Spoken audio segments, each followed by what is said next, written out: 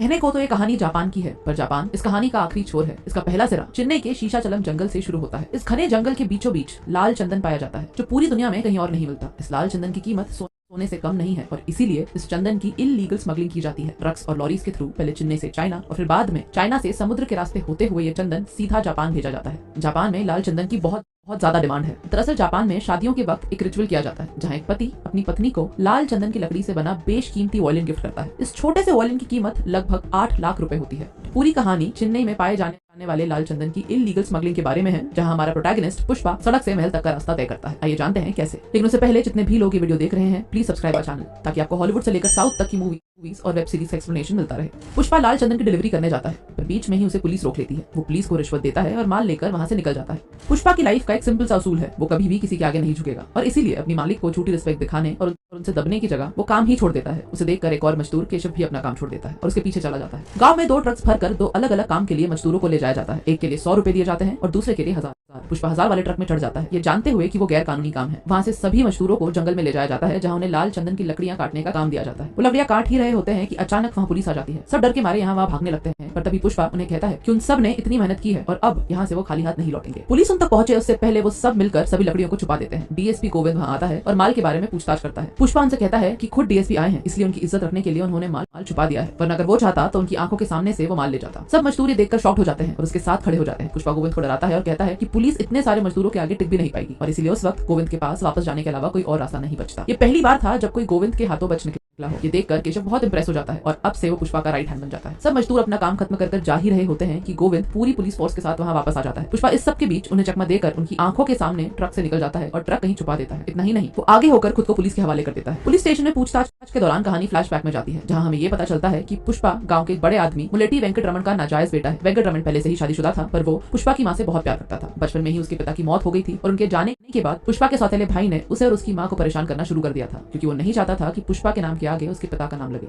आगे माल का पता लगाने के लिए उसके मालिक पुष्पा से मिलने पुलिस स्टेशन आते हैं। पुष्पा के नए बॉस का नाम है रेड्डी। ये 3 भाई हैं, कोंडा रेड्डी, चक्का रेड्डी और जॉली रेड्डी। कोंडा रेड्डी स्मगलिंग सिंडिकेट का एक मेन हिस्सा है, जो पूरे धंधे को सुपरवाइज करता है। चक्का रेड्डी पूरे बिजनेस को संभालता है और जॉली, जो सबसे छोटा भाई है, कहने को तो बिजनेस का हिस्सा है, पर उसका पूरा टाइम सिर्फ शराब और लड़कियों के पीछे ही गुजरता है। उसकी नजर जिस भी लड़की पर पड़ जाती है वो उसे नहीं छोड़ता। चक्का जॉली के साथ पुष्पा से मिलने पुलिस स्टेशन आता है और उसे माल के बारे में पूछता है और साथ ही ये भी कि पुलिस की इतनी मार खाने के बाद भी उसने आखिर अपना मुंह क्यों नहीं खोला। पुष्पा उसे कहता है कि पुलिस को माल के बारे में बताकर उसका कोई फायदा नहीं होता और इसीलिए वो माल की जानकारी के बदले 5 लाख रुपए की मांग करता है, साथ ही पुलिस से रिहाई भी। चक्का मान जाता है और पुष्पा उन्हें माल लौटा देता है। जॉली माल मिलने के बाद पुष्पा की बेइज्जती करके उसे कार से उतार देता है, कहता है कि वो अपनी औकात की गाड़ी से वापस घर जाए। पुष्पा तुरंत उस 5 लाख रुपए से एक कार खरीद लेता है और उसी कार से जॉली रेड्डी के सामने आता है। कोंडा रेड्डी ने मजदूरों की एक मीटिंग बुलाई होती है, जहाँ पुष्पा भी आता है। सब मजदूर कोंडा को बोलते हैं कि जब से डीएसपी गोविंद आया है, लकड़ियों को काटने से लेकर उन्हें गोडाउन तक लाने में बहुत मुश्किल हो रही है। पुष्पा तभी कोंडा को कहता है कि उसके पास एक ऐसा प्लान है जिससे कोई भी ट्रक कभी भी पकड़ा नहीं जाएगा। वो ट्रक को बीच में से काट कर 2 हिस्सों में बांट देता है। नीचे चंदन रखा जाता है और फिर वेल्डिंग करके आधे हिस्से में दूध भरा जाता है, जिससे सबको ये लगे कि दूध का व्यापार किया जा रहा है। पुष्पा पहला ट्रक जैसे ही गोविंद के चेक पॉइंट से क्लियर करवाता है, कोंडा रेड्डी जक्का को बोलता है कि पूरा काम अब पुष्पा को सौंप दिया जाए और जक्का सिर्फ उसे सुपरवाइज करे। कोंडा पुष्पा को इसके बदले हर लोड के लिए 5 लाख रुपए ऑफर करता है, पर पुष्पा 4% की पार्टनरशिप मतलब 4 लाख रुपए की डिमांड करता है। वो केशव से कहता है कि उसे 1 लाख रुपए का नुकसान नहीं हुआ, बल्कि ऐसा करके अब वो कोंडा रेड्डी का पार्टनर बन गया है, क्योंकि इस वक्त पुष्पा का इंटरेस्ट पैसे कमाने से ज्यादा पार्टनरशिप करने में होता है। आगे चल के पुष्पा को अपने साथ काम कर रहे एक मजदूर की बेटी श्रीवल्ली से प्यार हो जाता है। वो केशव के थ्रू इनडायरेक्टली उसे पटाने की कोशिश करता है, पर श्रीवल्ली उस पर बिल्कुल भी ध्यान नहीं देती। पर फिर भी केशव किसी तरह पुष्पा और श्रीवल्ली को 1-2 बार मिलवा ही देता है। इस दौरान गोविंद कोंडा रेड्डी के ट्रक को पकड़ लेता है। श्रीवल्ली के पिता के साथ एक और मजदूर पकड़ा जाता है। गोविंद दोनों से कहता है कि करीबन 200 करोड़ का माल चेन्नई से बाहर जाने वाला है, जो मंगल सीनू का है, और वो अपना माल कोंडा रेड्डी के गोडाउन पर रखने वाला है। अगर वो दोनों उसकी जानकारी गोविंद को दे देंगे तो न सिर्फ उन्हें छोड़ देगा, बल्कि रिवॉर्ड के रूप में 50 लाख रुपए भी देगा। श्रीवल्ली के पिता ये सोचते हैं कि उसकी शादी में ये पैसे काम आ जाएंगे, इसलिए दोनों फिर पुलिस से मिल जाते हैं। चेन्नई में हो रही चंदन की स्मगलिंग का मेन हेड मंगल सीनू है। कोंडा रेड्डी जैसे बहुत सारे व्यापारी अपना अपना माल मंगल सीनू को बेचते हैं और मंगल सीनू करीबन 15 चेक पॉइंट से क्लियर करवाकर ये माल मुर्गन नाम के एक इंसान तक चेन्नई में पहुंचाता है। मंगल सीनू कोंडा रेड्डी के गोडाउन में अपना माल रखवा देता है। माल गोडाउन से निकलवाने की पूरी जिम्मेदारी पुष्पा के ऊपर होती है, लेकिन पुष्पा के कहने पर भी माल गोडाउन से नहीं निकल पाता, क्योंकि जॉली रेड्डी उस रात एक लड़की को गोडाउन पर लेकर आ जाता है। ये बात श्रीवल्ली के पिता गोविंद को बता देते हैं और वो पूरी पुलिस फोर्स के साथ गोडाउन के लिए निकल जाता है। पुष्पा को ये समझ आ जाता है कि अब चाह कर भी वो लोग माल को सड़क के रास्ते नहीं ले जा पाएंगे, तो वो सारा माल नदी में बहा देता है और केशव को बोलता है कि जाकर डैम का पानी रुकवा दे। इसलिए पुलिस को गोडाउन पर कुछ नहीं मिलता। डैम की एक तरफ पूरा माल इकट्ठा हो जाता है और उसे वहां से पुष्पा निकलवा लेता है। पूरे सिंडिकेट को ये बात पता चल जाती है कि पुष्पा के कारण आज 200 करोड़ का माल पुलिस को टिप मिलने के बाद भी बचा लिया गया है। मंगल सीनू इसी खुशी में एक पार्टी देता है, जहाँ सिंडिकेट के सभी व्यापारी, पुलिस वाले, यहाँ तक कि पॉलिटिशियंस और मिनिस्टर भी आते हैं। उसी पार्टी में पुष्पा को ये पता चलता है कि मंगल सीनू 1 टन माल के 2 करोड़ रुपए मुर्गन से लेता है और कोंडा रेड्डी और बाकी लोगों को सिर्फ 25 लाख रुपए देता है। पुष्पा ये बात जाकर कोंडा को बताता है और बोलता है कि वो जाकर मंगल सीनू से इस बारे में बात करे, पर कोंडा रेड्डी ये बात जानता है कि मंगल सीनू से बात करने का मतलब है कि खुद की मौत को न्योता देना। तो बड़ी ही चालाकी से पुष्पा को बोलता है कि वो जाकर मंगल सीनू से बात करे और अगर वो पैसे बढ़ाने के लिए मान जाता है तो वो बिजनेस में उसे 50% की पार्टनरशिप देगा और अगर वो नहीं मानता तो उस वक्त से कोंडा रेड्डी उसे नहीं जानता ताकि मंगल सीनू उसे कुछ नहीं करे। पुष्पा कोंडा को बोलता है कि अगर बात करनी है तो कोंडा रेड्डी ही करे, वो नहीं करेगा। इस जश्न के बीच केशव श्रीवल्ली के पिता से पुष्पा और श्रीवल्ली के रिश्ते के बारे में बात करता है। ये बोलता है कि पुष्पा मुलेटी वेंकट रमन का छोटा बेटा है। ये सुनकर वो इस रिश्ते के लिए मान जाते हैं। पुष्पा अपनी माँ के साथ श्रीवल्ली के घर जाता है पर उनकी एंगेजमेंट के जस्ट पहले पुष्पा का सौतेला भाई वहां आ जाता है और सबके सामने ये बोलता है कि पुष्पा एक नाजायज औलाद है और उन्हें श्रीवल्ली का रिश्ता उसके साथ नहीं करना चाहिए। वो उसकी माँ की भी बहुत बेइज्जती करता है। पुष्पा सहन नहीं कर पाता और उसे बहुत बुरी तरह मारता है और इस सबके बीच उसकी माँ घायल हो जाती है और उन्हें तुरंत हॉस्पिटल में एडमिट किया जाता है। ये सब देखकर श्रीवल्ली को भी पुष्पा के लिए बहुत ज्यादा बुरा लगता है। पुष्पा ये सब देखकर फाइनली डिसाइड करता है कि अब से वो अपने पिता के विषय में और चुप नहीं बैठेगा। इतना ही नहीं, वो किसी भी तरह का अन्याय नहीं सहन करेगा, फिर चाहे वो कोंडा रेड्डी हो या मंगल सीनू।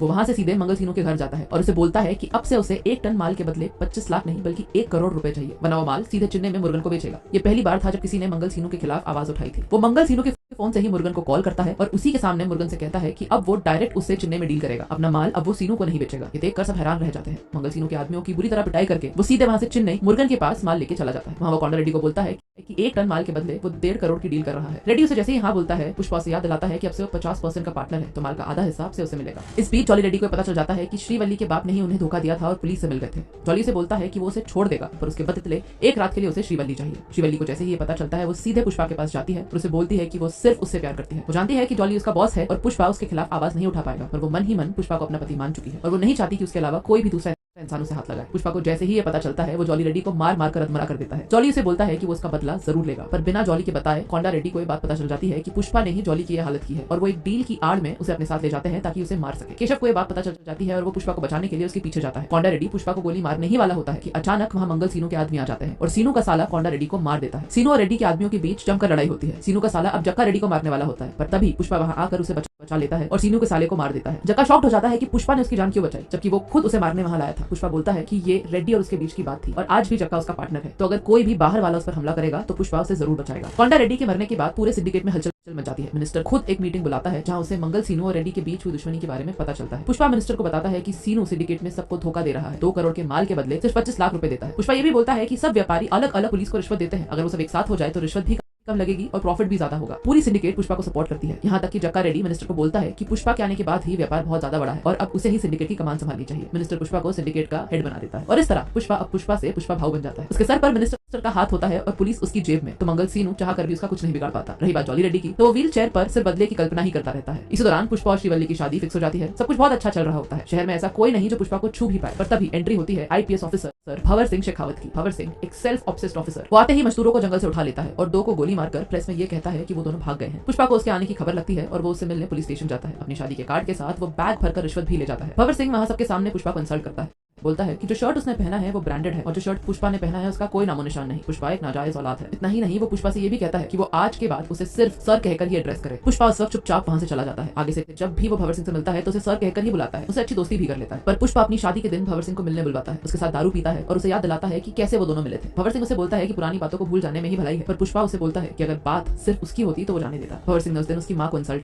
किया। वो चाहता तो उस दिन भी उसका जवाब दे सकता था, पर उस दिन उसने अपनी मां से प्रॉमिस किया था और वो उनका दिल नहीं दुखाना चाहता था। वो उसे उसके सारे कपड़े उतारने को बोलता है और बोलता है कि उसका ब्रांड कपड़ों के साथ ही उतर गया है। वो अगर नंगा गांव में जाएगा तो उसकी वर्दी के बिना उसका कुत्ता भी उसे नहीं पहचानेगा और न ही उसकी कोई इज्जत करेगा। इसके बाद वो खुद अपने कपड़े उतारता है और बोलता है कि उसका ब्रांड उसके कपड़े नहीं बल्कि उसकी रगों में बह रहा उसके पिता का खून है। वो अभी इसी वक्त बिना कपड़ों के निकलेगा तब भी पूरा गांव उसे पुष्पा भाव ही बुलाएगा, क्योंकि उसने यहीं से अपना सफर शुरू किया था। पर बिना वर्दी के शेखावत की कोई हैसियत नहीं, कोई पहचान नहीं। ये कहकर वो वहां से सीधा अपने मंडप में चला जाता है। श्रीवल्ली से पूछती है कि सब ठीक तो है ना। वो उसे कहता है किसी ने पुष्पा सुनकर उसे फ्लावर समझने की गलती कर दी थी। वो उसे बता के आया है कि वो फ्लावर नहीं फायर है। वो उसे पूछती है तो फिर किस्सा खत्म हो गया ना, तो पुष्पा उसे बोलता है कि किस्सा अब शुरू हुआ है और ये फिल्म यहाँ खत्म हो जाती है।